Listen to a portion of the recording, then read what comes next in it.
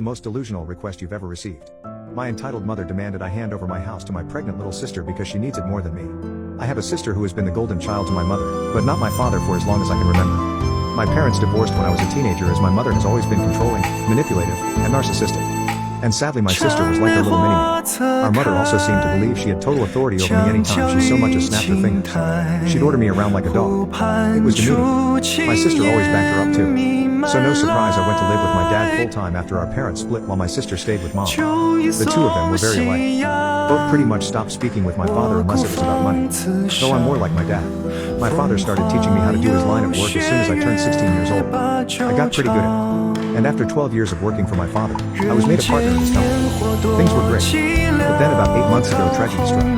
My father had become somewhat immunocompromised due to being a heavy smoker for much of his life and died at only 60 years old after he caught C-19. I met my mother and sister for the first time in years after we had a socially distanced funeral for my father over a video call. My sister seemed to grieve, but my mother looked indifferent the entire time. However, I was not surprised. The last time she saw my father she screamed at him that he owed her more money, and then threatened to sue him, to which he just laughed at her. He paid alimony and child support as long as he was legally required to, and no more than that. And he even put $30,000 toward my sister's college fund.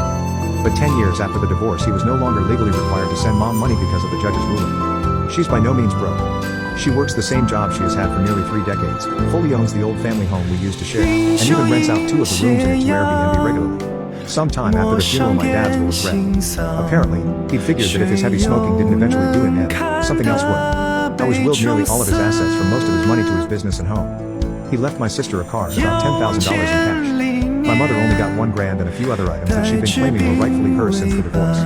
Beyond that, I got the rest. My girlfriend now lives with me in the house my father passed down to me. My sister went from finishing community college to living off her boyfriend and only working part-time online for several years. During that time she got pregnant but suffered a miscarriage. I wasn't aware until after the funeral because we had practically no contact. When lockdown hit her boyfriend's job started downsizing and eventually, he was only able to work part-time.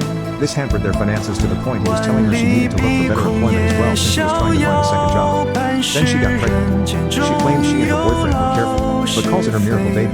One evening I got an unexpected knock at my door. And when I answered I was unpleasantly greeted by both my mother and sister.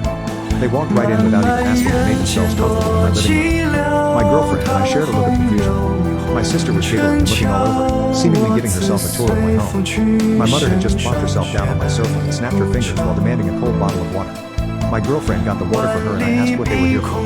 My sister seemed all giddy and just ignored me to continue snooping around my home. Before long I heard her yell from down the hall, "Mommy, it's perfect." Yes, she still calls her mommy. My mother finally spoke up and said, "Well, I think it's time to do your brotherly duty."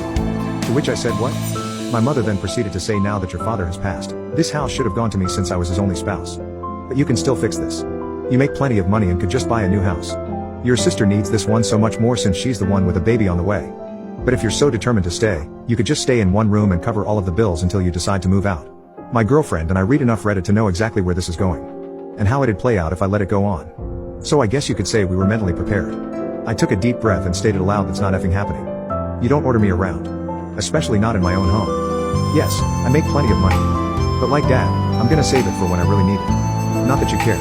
My mother started snapping her fingers at me like she used to and loudly stated, "Stop. I am your mother. You will do as I say because I brought you into this world."